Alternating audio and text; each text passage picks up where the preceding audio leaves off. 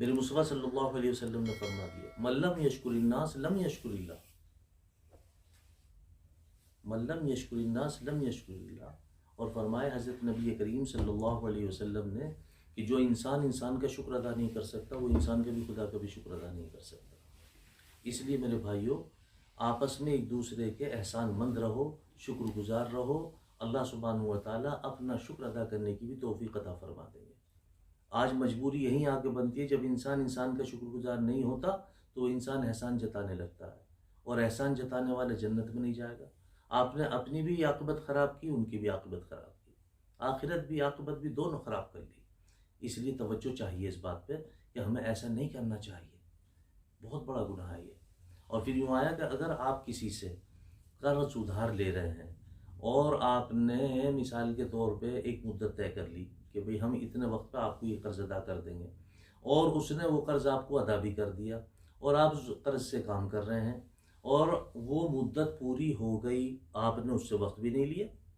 पहली बात तो यह है कि जो इंसान अल्लाह के बंदों की मदद करेगा, अल्लाह सुब्हानहू व तआला उसकी मदद करते रहेंगे।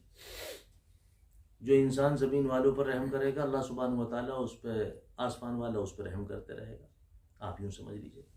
और जब इंसान किसी से कर्ज लेता है और उसकी नीयत देने की होती है, तो अल्लाह सुब्हानहू व तआला फरमाते हैं कि जब इंसान किसी से कर्ज लेता है और उसकी नीयत देने की होती है, तो मैं उसके देने के वसाइल पैदा कर देता हूँ। और जब इंसान किसी से कर्ज लेता है और उसकी नीयत अदा करने की नहीं होती, तो मैं उसके वसाइल देने के बंद कर देता हूँ। तो भाई क्यों आप अपने रास्ते बंद कर रहे हैं? आपकी नीयत देने की होनी चाहिए, अल्लाह देने के वसाइल, देने के रास्ते आपके निकाल देंगे, देने के दरवाजे खोल देंगे। वो तो करीम ज़ात है, उससे तो जब मांगो जब ही हाजिर। तो आप क्यों अपने दरवाजे बंद करवाते हैं ये नियत करके कि हम उसके नहीं देने? अच्छा, मज़ीद ये है कि अगर कोई किसी से कर्ज ले लेता है तो फिर एक तो कर्ज नहीं अदा करता, और मज़ीद ये है कि फिर उसकी पुरानी बातें निकालता। अरे मियाँ, हमने देखा है, हमारा उस ज़माने में ऐसा कारोबार था और हम ऐसे थे और वैसे थे, और मियाँ इनके अब्बा तो झल्ली में अमरूद बेचते थे और उनका तहमद यहाँ तक होता था, और मियाँ आज अल्लाह ने इनको दे दिया है, तो मियाँ देखो मियाँ इन पर कौन सा फ़र्क पड़ रहा है। अरे भाई, फ़र्क की बात नहीं है, फ़र्क पड़े या ना पड़े, आपको तो आपने कर्ज लिया, कर्ज अदा करना पड़ेगा। अगर आपने ये कर्ज अदा नहीं किया तो यूँ समझ लो कि 5 पाई के बदले 500 नमाजें आपको देनी पड़ेंगी, और इस कर्ज के बदले में आपके तमाम नेक अमाल उस आदमी के अमाल में चले जाएंगे जिससे आपने कर्ज लिया है। आप क्यों ऐसी कोताही करते हैं? आपको सोचना चाहिए, ये ना सोचना चाहिए कर्ज भले ही चाहे काफिर का हो या मोमिन का, कर्ज तो कर्ज है, आपको अदा करना पड़ेगा। और एक जगह मैंने पढ़ा कि अगर कोई इंसान किसी काफिर से कर्ज लेता है और वो उसको अदा नहीं करता है, मेरे मुस्तफ़ा सल्लल्लाहु अलैहि वसल्लम ने फरमाया, मैं क़यामत के दिन इसकी गवाही दूंगा, यानी उस काफिर की गवाही देंगे कि इसने कर्ज लिया इससे और इसने इसका कर्ज अदा नहीं किया।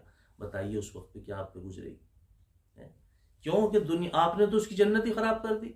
दुनिया मोमिन के लिए एक इम्तहान की जगह है, कांटों की बार है। जब तक आप सीधे चलोगे, चलते रहोगे, जब इधर आधर मुड़ोगे तो उलझ जाओगे।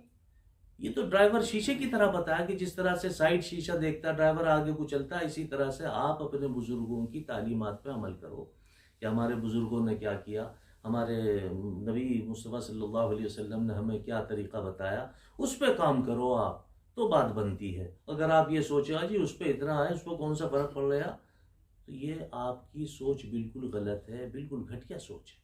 मज़ीद आजकल ये हो रहा है कि अगर कोई मुसलमान किसी को कर्ज दे देता है और वो उससे आगे वक्त भी नहीं लेता, जबकि ये सदका है, कर्ज देना सदका है, और वो आप कारोबार कर रहे हैं उस पैसे से, और जो मुद्दत आपने तय की उस मुद्दत पे पैसा अदा नहीं किया, लेकिन आप उस मुद्दत की पूरी होने से पहले आपको अंदाज़ा हो गया, आप उनके पास आए और आपने गुजारिश की, उनसे दरख्वास्त की कि ये कर्ज मैं अभी अदा नहीं कर सकता, आप मुझे थोड़ा और टाइम दे दीजिए, और उन्होंने आपको ये टाइम दे दिया, तो पता ही चला कि आपको भी ज़हनी सुकून मिल गया, आप अपने इंतजाम में लगे हुए हैं साफ नीयत से।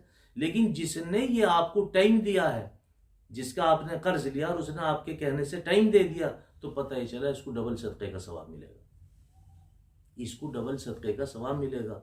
मोमिन तो एक यूं समझ लीजिए कि मोमिन पे बारान रहमत बरसने के बहाने तलाश करती है। आप रास्ते से कोई नुकसान देने वाली चीज़ उठा दें, ये भी सदका है, किसी को सड़क पार करा दें, ये भी सदका है, किसी की मदद कर दें, ये भी सदका है, तो ये तो बहुत बड़ा सदका है। और फिर आप ये देखें कि हज़रत मौलाना मुफ्ती शफी उस्मानी रहमतुल्लाह अलैह ने फरमाया, एक जगह मैंने पढ़ा कि अगर कोई आदमी किसी से कर्ज ले लेता है और वो उस कर्ज से कारोबार कर रहा है और अभी उसके पास पैसा देने के वसाइल नहीं है, इंतज़ाम नहीं है, और वो आदमी या वसाइल भी उसने दिया नहीं है, टाइम नहीं लिया है आगे आके, तो कारोबार तो कर रहा है लेकिन कर्ज अदा नहीं किया, तो फिर आगे फरमाया कि अब इस पैसे से आगे कारोबार करना बिल्कुल हराम है, क्योंकि आपने उससे टाइम नहीं लिया जिसका आपने वादा किया था। ऐसी बड़ी बात है और हम इस पर तवज्जो नहीं देते। लेकिन आज हमारा मिजाज बिल्कुल दूसरा है।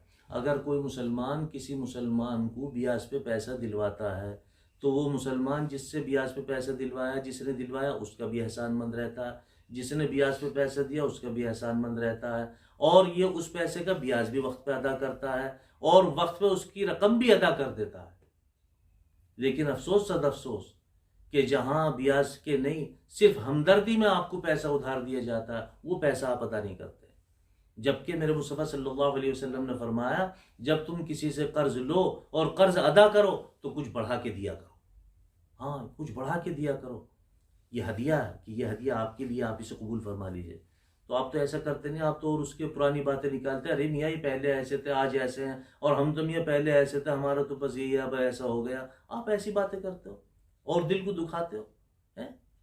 अगर आप दिल ना दुखाएं तो एहसानमंद रहेंगे तो एहसान जताने की नौबत ही नहीं आने की, क्योंकि एहसान जताने वाले जन्नत में नहीं जाने का। आपने उसकी भी जहन्नम तैयार की, अपने लिए भी जहन्नम तैयार की। ऐसी बातों से परहेज करना चाहिए, ऐसी बातों से परहेज करना चाहिए। तो पता ये चला कि जो इंसान का शुक्र अदा नहीं कर सकता, वो इंसान का भी अल्लाह सुब्हानहू व तआला का भी शुक्र अदा नहीं कर सकता। इसलिए हमें आपस में एक दूसरे का शुक्रगुजार रहना चाहिए। शुक्रगुजार रहेंगे तो अल्लाह सुब्हानहू व तआला अपने शुक्र की भी तौफीक अता फरमा देंगे। अल्लाह हम सबको अमल की तौफीक नसीब फरमाए।